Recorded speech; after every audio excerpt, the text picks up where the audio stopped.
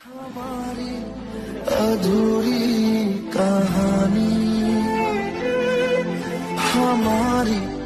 अधूरी ব্রো কে এসে তো এই কেন কি নাচতেছস দেখ আমি কিভাবে নাচ